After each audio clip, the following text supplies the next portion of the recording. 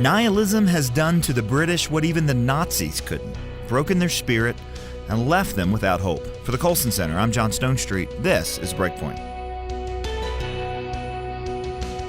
Few things can bring goosebumps to your neck and arms like listening to Winston Churchill's 1940 Fight Them on the Beaches speech. It's easily one of the strongest statements of national unity and patriotic defiance in all of human history. The Prime Minister spoke for a people who, as he said, would never surrender.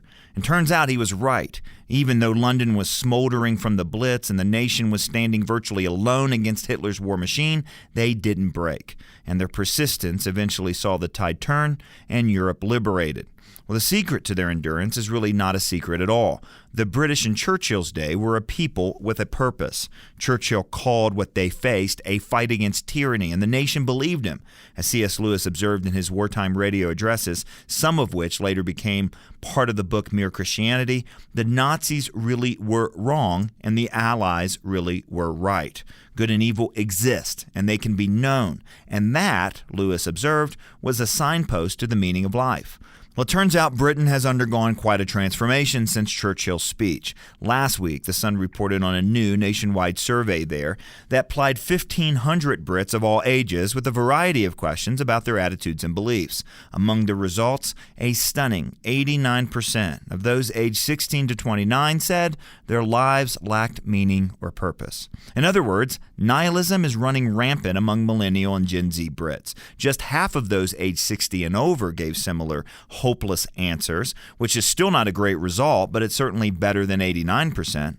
Now, The Sun suggests that what this means is that people will find purpose in life as they age. Or maybe it means that the Brits are steadily losing a sense of meaning and purpose with each and every generation. Evidence for this latter interpretation comes from the answers participants gave to other questions. For example, 84% of young people said they're failing to live their best life. Nearly 40% also said they'd choose to redo their lives if they could. And what would they change if they could hit the reset button? Where over half of Brits believe that they're put on earth to be as happy as possible. Only 37% their purpose is to make other people happy, and less than a third thought that they exist to do as much good as possible. Now, I can't help but wonder how different the results of this survey would be if it had been conducted in the middle of World War II. Would the British then have been similarly aimless and preoccupied with personal happiness and fulfillment? Would almost 90% of young people who bore the brunt of the war say that their lives lacked meaning?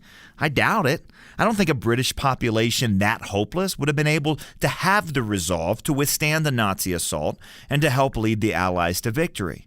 So what's happened? How did the Brits who outlasted the Blitz transform into people unsure of life's very purpose? My colleague Shane Morris and I wrestled with that question on last week's Breakpoint This Week, and we offered a number of related answers that were all rooted in the power of ideas. Check it out at breakpoint.org. When Churchill made those thundering moral pronouncements on behalf of his nation, he didn't conduct a poll to find out who thought the Nazis were really wrong or who thought they were worth fighting. He didn't ask each citizen to define their best life, and he certainly didn't elevate individual happiness to the top of his wartime priorities. But in a world where meaning is up to us, where life supposedly means whatever we say it does, it ultimately comes to mean nothing. A culture that's abandoned any fixed reference point and instead tells young people that truth, purpose, meaning, and morality are purely subjective will only in the end rob them of any truth, purpose, meaning, and morality that's worth fighting for. Churchill rallied his nation to a righteous cause. That sort of call requires a sort of vertical thinking. It requires a people who embrace a transcendent sense of meaning.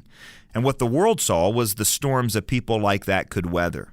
Today, Britain and so much of the Western world is discovering instead that a people without a transcendent sense of meaning can't even weather peacetime. For Breakpoint, I'm John Stonestreet.